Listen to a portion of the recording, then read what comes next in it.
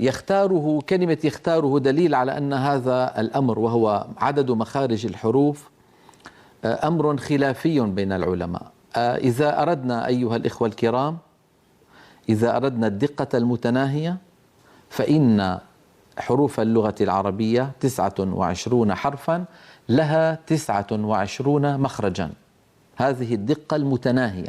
ولكن لقرب بعض المخارج من بعض جدا جدا، كان علماؤنا يعدون أن الحرف الفلاني والفلاني والفلاني تخرج ثلاثتها أو يخرج كلاهما من مخرج واحد. لهذا السبب كان عدد المخارج أقل من عدد حروف اللغة العربية. حروف اللغة المنطوقة كما ذكرنا في الحلقة الماضية 29 حرفا، فنجد الجزري رحمه الله يقول أن عددها 17 على الذي يختاره من اختبر. من أقدم من تكلم عن مخارج الحروف العربية ومن أعظم علماء اللغة كما ذكرت وأذكر دائما الإمام العظيم الخليل ابن أحمد الفراهيدي رحمه الله تعالى، شيخ سيبويه وصاحب كتاب العين في اللغة وواضع علم العروض في أوزان الشعر العربي. هذا الإمام رحمه الله ذكر في كتابه العين أن لما ذكر مخارج الحروف، هو لم يقل كم عددها، لكن من يحسبها عندما يذكرها الخليل في كتابه العين يجد بأنها 10 مخارج. الذي ذكره الخليل في كتابه العين 10 مخارج.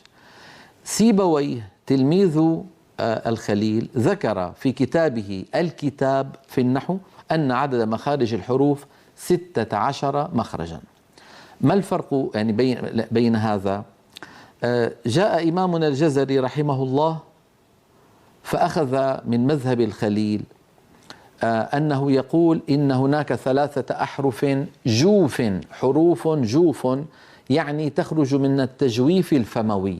ومعنى التجويف الفموي تجويف الحلق وتجويف الفم، مجموع هذين التجويفين كما سيأتي معنا مخرج عند الخليل رحمه الله يخرج منه حروف المد 3. فأخذ إمامنا الجزري هذا المخرج من كلام الخليل، وأخذ من كلام سيبويه أنها 16. لماذا لم يذكر سيبويه مخرج الجوف؟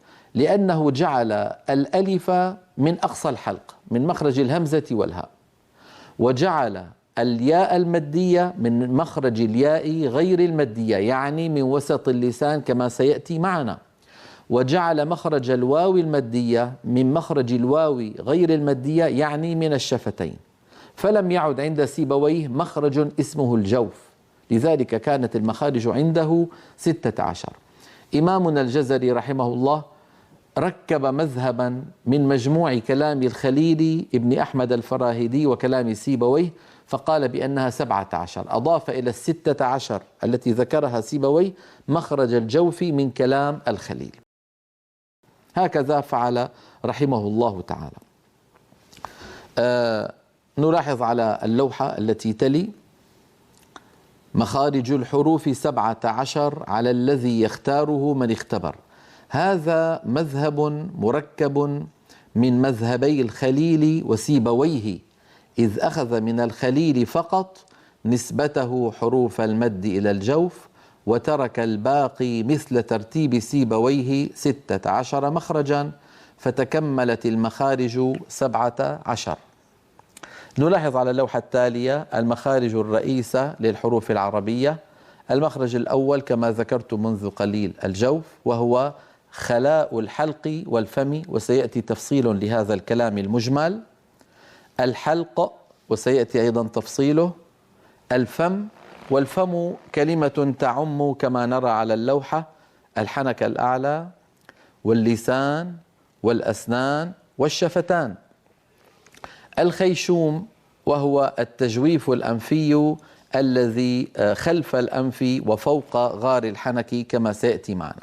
لو انتقلنا إلى اللوحة التالية التي تبين مقطعا في رأس إنسان، المخارج الرئيسة للحروف العربية، نجد بأن الجوف هو مجموع هذين التجويفين اللذين نراهما أمامنا، التجويف الأخضر والتجويف الأزرق.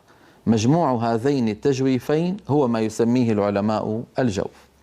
الحلق هو المنطقة الزرقاء التي يشير السهم إليها، وسيأتي الكلام عنه بالتفصيل إن شاء الله.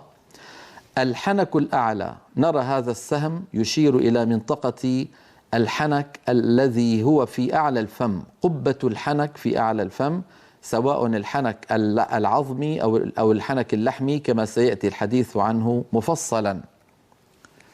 اللسان وهو العضلة التي خلقها الله عز وجل في أفواهنا والتي بها نتكلم، ولولاها لما كان كلام. الأسنان كما نرى وهي عليا وسفلى، وسيأتي الكلام عنها بالتفصيل إن شاء الله.